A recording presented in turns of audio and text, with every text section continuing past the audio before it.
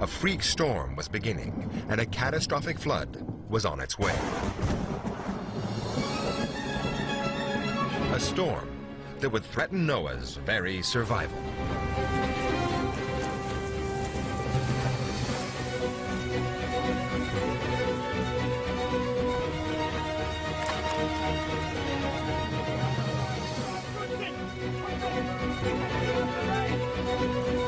If a flash flood was big enough to sweep away Noah's Ark and put his life in danger, it would have begun with rainfall of tropical intensity in the mountains where the rivers rise. Mesopotamia isn't in the tropics, but there's evidence that hurricanes and tropical storms could get that far. Some 6,000 years ago, it was much warmer and wetter, and it would be no surprise whatsoever to get a tropical storm. We could have had 10 times the rainfall. Some of these meteorological events are absolutely catastrophic, and these are the sort of events that we record in history. We don't record the normal day-to-day humdrum. If a freak storm coincided with the seasonal snow melt, then the Euphrates could easily have flooded the Mesopotamian plain.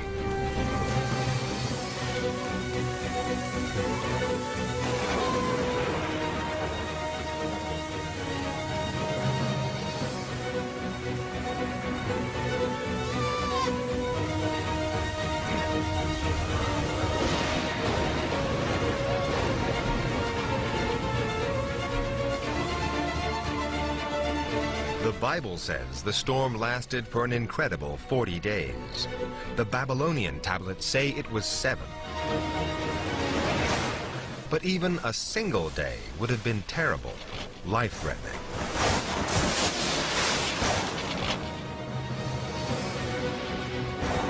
With much of his cargo left behind or swept away, Noah's barge would have been at the mercy of the raging Euphrates.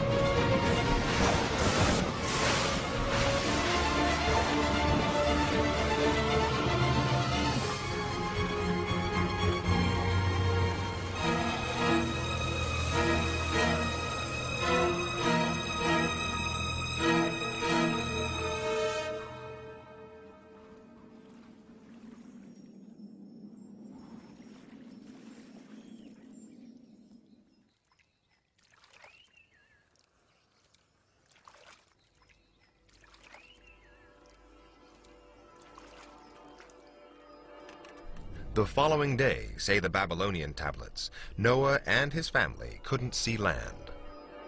The flood extended for miles. After the storm, Noah and his family must have longed for the waters to subside and ground them on the banks of the Euphrates. In fact, their problems had only just begun. All versions of the story agree that they couldn't see land for at least 7 days. The Bible concludes that Noah's flood covered the whole world. But there is, in fact, another explanation. Noah's family would have believed that they were drifting on the flooded Euphrates. They would have been relieved that at the very least, the river water meant they wouldn't die of thirst. Salt. But the Babylonian versions suggest that the water was salty.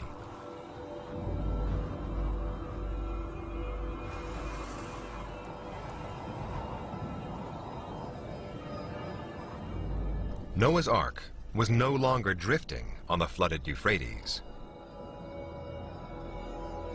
If you plot Noah's course from Shurapak, now in the flooded plain, the currents would have swept his barge downstream into the Persian Gulf.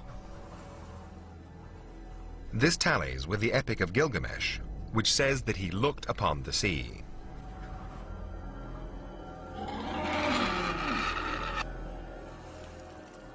There's no telling how long Noah and his family would have stayed marooned in the Persian Gulf. The Bible records more than a year. The Babylonian tablets suggest just a week. Either way, Noah and his family had a big problem. salty water. What would they drink? Without fresh water from rain or river, their only alternative would have been the beer they were carrying for their traders. Beer is actually a good alternative. And we know they had it 3,500 years ago. They were brewing beer. And beer anyway is 98% water. It's full of nutrients. Most important, it's sterile. And wouldn't suffer from contamination like water might.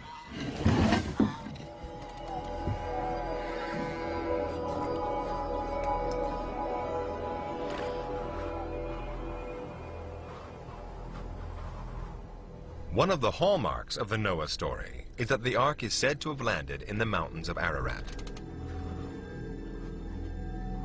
But if there was no global flood, then it's far more likely that it landed somewhere else altogether. The mountains of Ararat lie to the north of Eshtrak. Swept downriver, the barge would have grounded 500 miles away on the shores of the Persian Gulf. In the Bible, once the ark has grounded, the story is almost over. But the Babylonian tablets hint that Noah's adventures were far from over.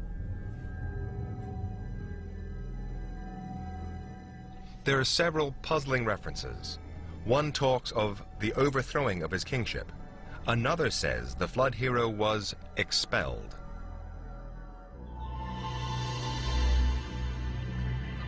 All of these references clearly suggest that for some reason Noah couldn't return to Eshtrak, that even when the flood was over, he was still in mortal danger.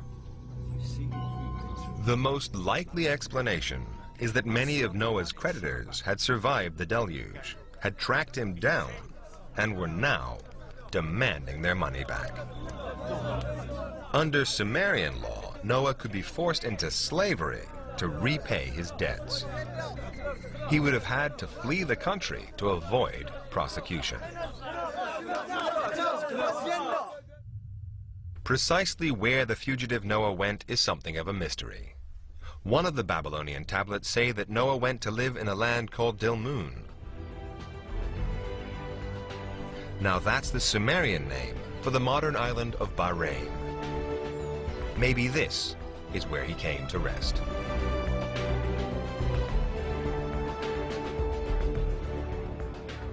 That is where, after the flood was over, the Babylonian Noah was settled by the gods. Apparently it was a pleasant place to be, where he could exist without much work and pass the time away as he pleased. If he did end up in Dilmun, then the modern island of Bahrain may have a remarkable secret.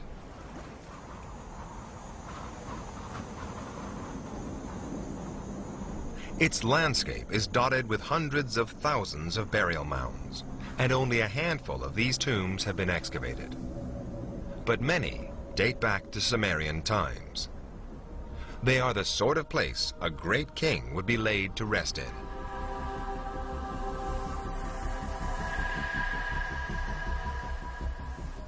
In time, the memory of a king who survived a flood could have been turned into a great Sumerian legend. It would have been embellished with miraculous and mythological elements.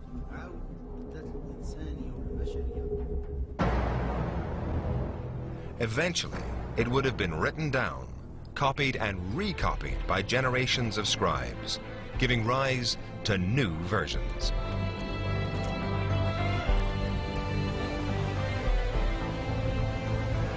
"2,000 years later, one of these versions, languishing in a library in Babylon, could have come to the attention of the Jewish priests who wrote the Bible. When they first read the story, how could they fail to recognize the lessons it offers? If humankind falls short of God's laws, there's a dreadful price to pay. Behind that moral message lies one of the world's great stories. And behind that story, we can just glimpse a real man, a real boat, and a real adventure.